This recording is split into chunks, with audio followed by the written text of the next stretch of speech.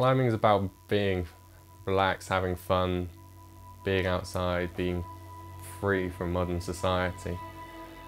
So you do take your time, and you might just spend an hour sat at the bottom because you can. There's no real rush. And then once you start the climb, depending on how hard it is, if you can do it first time, great, and you might have a nice climb, do some interesting moves, but when you start pushing yourself and you get to a move and you're just there, stuck on the rock, and you know you can't go back down because you'll probably fall, but you don't want to go up because you'll probably fall as well, so your mind's sort of wrestling with conflicting ideas, but you do have to go up. I'm Dan. I've been climbing for almost all my life, and I've climbed both sport and trad climbing for most of my life, but I mostly climb trad. But when I go to France, Spain, etc., I climb sport because that's what they have, and they don't do trad in foreign countries. The longest climb I've done is about 700 meters, which it was the longest amount of time which it took me to climb. It wasn't the longest distance because it was quite a hard to climb. I was with my dad and we're going up the routes, and we might, like I might do a route, get stuck, have to come back down, have a rest, try again, or maybe let my dad have a go to do it. So there was quite a lot of swapping around, which is why it took so long, but we were pushing ourselves, so it ended up taking a long day and we got back when it was dark. But in Europe there aren't that many climbs which take more than a day to climb because we don't have the mountains and we don't have the cliffs here, because they are all quite small compared to other mountain ranges in the world. But multi-pitch climbs are my favourite sort of climbing because I enjoy the amount of height you can actually gain from doing it. So you start in the bottom of a valley where you can just see trees and stuff around you, maybe a few cows and goats, and then by the end of the day you're on top of a mountain looking across all these other mountains, seeing the view, maybe seeing the sunset go down, which we did at the time, which isn't normally what happens, but it did that day. But there's this place in America called El Cap, which is the most famous long pitch, big wall climbing area in the world. And for an average good climber, it'd probably take you maybe 4 days to climb it. So you have to take all your stuff up with you, food, a portaledge, which is like a bed which you sort of attach onto the rock, so you sleep on that when it's night. And you don't climb with all your gear, you'll have it in a bag, so you do your route and then you drag all your stuff up after you. So I'd really love to do one of those because they are some of the most famous climbs in the world and the most iconic big wall climbs in the world. And to do them I would need to be a better climber, which I hope to do at some point. And as my ambition of climbing really, to climb one of the climbs in El Cap. Climbers which inspire me are probably John Dunn or Tom Randall. John Dunn because he's been around a very long time, and he's sort of, before him, climbing in Britain wasn't a particularly well known, like we weren't well known for climbing hard things, and he's, in the time he's been climbing, he's given this country 2 grades harder than we had before, so E10 and E11. And before that there was Joe Brown, who was also quite an inspirational character, who sort of introduced hard climbing, because before then we'd just climb for the pleasure of climbing rather than trying to push ourselves.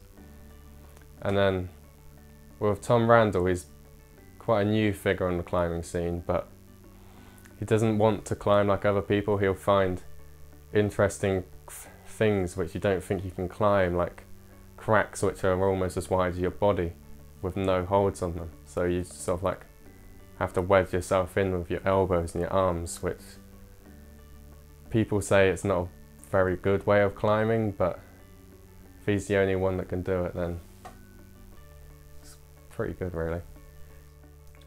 At the moment I'm at university at Loughborough, so it's a big sports university, and on campus it's got its own climbing wall for training in, and then the local town has got a local climbing wall as well, which has quite a few competitions, the climbing wall's owned by Tom Randall, which I spoke about earlier, and he's really good at training. So every Wednesday what we'll do is he'll do a circuit training, which is all climbing related. So there's a lot of core work, a lot of upper body, and then stuff done with like hands and wrists to like build up strength there.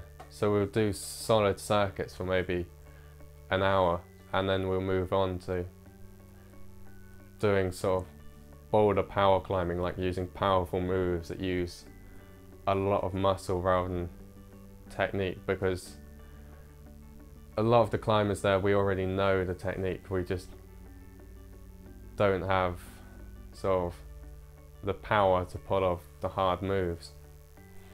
And then we also do other training in the week. We might go for runs and stuff to like build up aerobic respiration, and maybe go for a swim to build up some more core strength. And then we also go down to the climbing wall whenever if we have an afternoon off or something, we'll text each other, go down, have a climbing session, climb till we start bleeding. And then on weekends there's either competitions or we'll be away climbing, so I am doing quite a lot of training at the moment. I feel my grade has gone up at least 1 grade at the moment, so I am getting better as time goes by.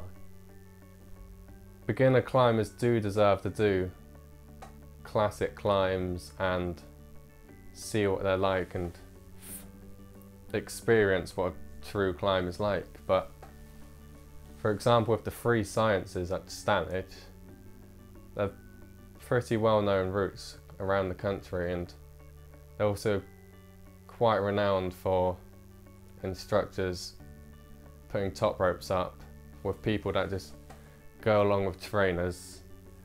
They don't climb properly, so they just shuffle their feet across the rock, which polishes it.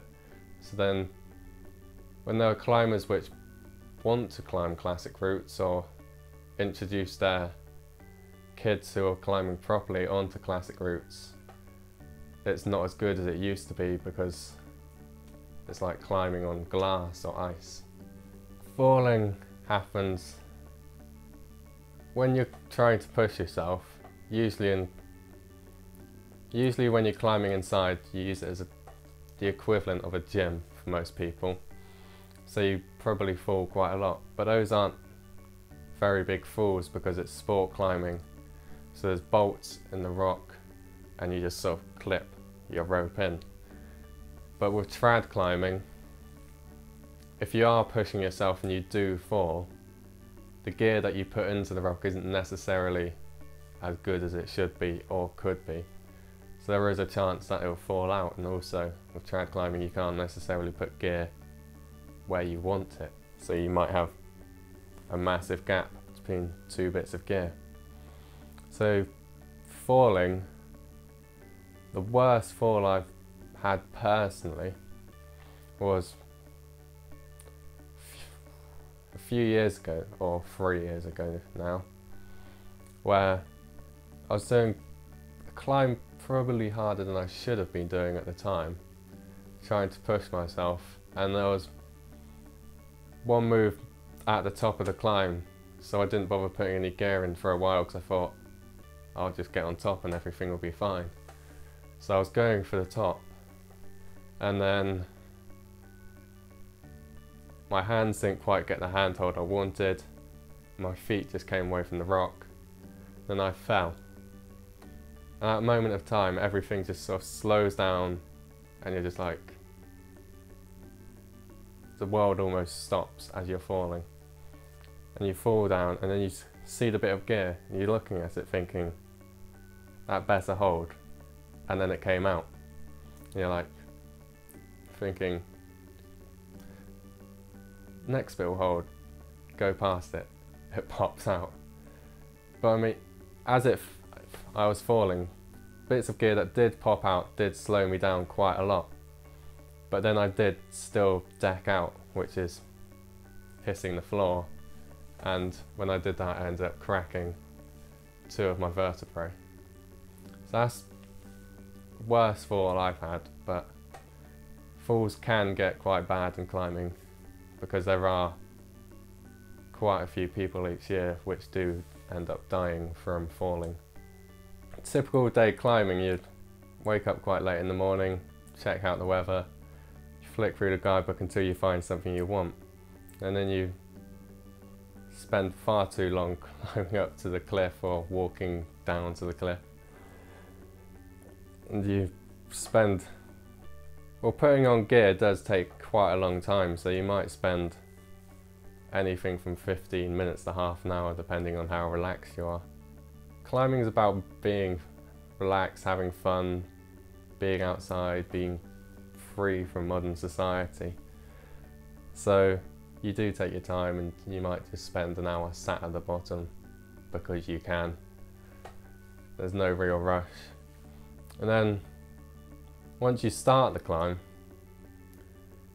depending on how hard it is, if you can do it first time, great, and you might have a nice climb, do some interesting moves, but when you start pushing yourself and you get to a move and you're just there, stuck on the rock, and you know you can't go back down because you'll probably fall, but you don't want to go up because you'll probably fall as well, so your mind's sort of wrestling with conflicting ideas, but you do have to go up. So you just sort of push yourself. You might be on a really bad foothold, like, I know I'll probably fall, but then again I might not. So you just go for it, and once you do it, you sort of like get the adrenaline rush, goes through your body, you're like excited, you might shout to the people below, scream, let off a firework, just have some fun. And then you get to drag the person up behind you who, they might be a better climber than you, they might not. If they're not, you can have a bit more fun with them.